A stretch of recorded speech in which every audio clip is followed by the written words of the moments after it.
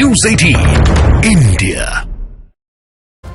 और इस बीच बात एक पॉलिटिकल ब्रेकिंग न्यूज ही करेंगे। समाजवादी पार्टी कांग्रेस गठबंधन पर बड़ी खबर सामने आ रही है। एसपी कांग्रेस के बीच समझौता तय माना जा रहा है। समझौते का ऐलान किसी भी वक्त हो सकता है। हालांकि इससे पहले जानकारी ये आई थी कि सीट शेयरिंग को लेकर समाजवादी पार्टी और कांग्रेस के बीच में बात नहीं बन पा रही थी और इसीलिए अखिलेश यादव की ओर से ये कहा गया था कि भारत जोड़ो न्याय यात्रा में वो तब तक शामिल नहीं होंगे जब तक कि सीट शेयरिंग पर कोई बात नहीं हो जाती है। लेकिन अब जो जानकारी आ रही है वो ये कि समाजवादी पार्टी कांग्रेस के बीच समझौता तय हो गया है। समझौते का ऐलान किसी भी वक्त हो सकता है। ये बड़ी खबर आ रही है सामने। समाजवादी पार्टी कांग्रेस के बीच सीट शेयरिंग को लेकर पहले बात नहीं बन पा रही थी, जिसको लेकर अखिलेश यादव की ओर से बार बार बयान भी दिए गए। हालांकि भारत जोड़ो न्याय यात्रा में शामिल होने के लिए एक टर्म एंड कंडीशन के तौर पर भी अखिलेश यादव की ओर से ये शर्त रखी गई थी कि जब तक सीट शेयरिंग का फॉर्मूला तय नहीं हो जाता है, कांग्रेस क्लियर नहीं कर देती है कि कितनी सीटों को लेकर बात बननी है, तब तक मैं भारत जोड़ो न्याय यात्रा में शामिल नहीं होऊंगा।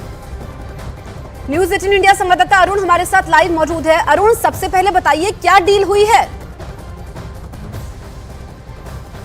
देखिए, पहली बात तो यह है कि दोनों तरफ से, कांग्रेस और समाजवादी पार्टी दोनों तरफ से कंफर्म कर दिया गया है कि उत्तर प्रदेश में दोनों पार्टियां मिलकर चुनाव लड़ेंगी। 17 सीटों पर फिलहाल सहमति बन गई है कि 17 सीटें समाजवादी पार्टी कांग्रेस को देगी।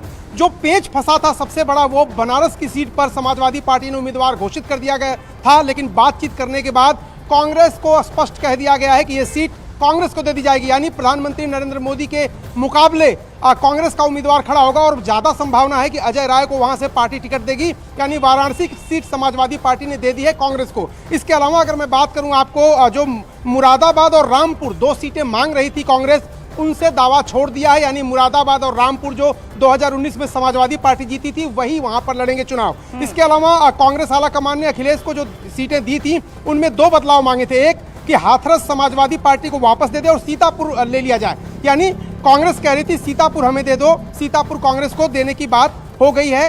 हाथरस समाजवादी पार्टी को वापस पिछली बार नैरेटिव सेट किया गया था कि यूपी के दोनों लौंडे एक बार फिर से साथ में आ रहे हैं। आपकी बार भी ऐसा दिखाई दे रहा है? क्या एंथुसियाज्म और तैयारी पिछले बार की तरह है या आपकी बार कुछ ढीला मामला लग रहा है? देखिए, अगर समझौता ये जिसका ऐलान कुछ घंटों में हो जाएगा, इस तरह के दावे दोनों पार्टियों की तरफ से किए जा रहे हैं, तो अगर ये सारी बातें कंफर्म हो गई हैं, सीटों की संख्या निर्धारित हो गई है और किस सीट पे कौन लड़ेगा ये तय हो गया है, तो अगले कुछ घंटे में ऐलान हो जाएगा। और अगर ये ऐलान हो जाता है, देखिए सबसे बड़ा जो संकट था दोनों दलों के सामने वो था मुस्लिम वोटर। अगर ये साथ नहीं लड़ते तो मुस्लिम वोटर बिखर जाते, जिसका फायदा बीजेपी को होता और बीजेपी के लिए थोड़ी बहुत मुश्किल, पश्चिमी उत्तर प्रदेश से लेकर जो मुस्लिम बहुल सीटें हैं वहां पर इस मायने से हो सकती है कि समाजवादी पार्टी और कांग्रेस का एक ही कैंडिडेट होगा, तो सारा वोट कंसोलिडेट होगा, इकट्ठा गिरेगा। तो एक मुश्किल जरूर ये भारतीय जनता पार्टी के लिए इस गठबंधन से हो सकती है कुछ सीटों पर। हालांकि भारतीय जनता पार्टी जो रणनीति अपना रही है वो एकदम अलग किस्म की है इस बार, और राम मंदिर के उद्घाटन के बाद उत्तर प्रदेश में एक अलग माहौल है। लेकिन समाजवादी पार्टी और कांग्रेस ने कम से कम, बिल्कुल अरुण, अब यही सवाल है कि ये गठबंधन कितनी बड़ी चुनौती बीजेपी को दे पाएगा। फिलहाल शुक्रिया आपका।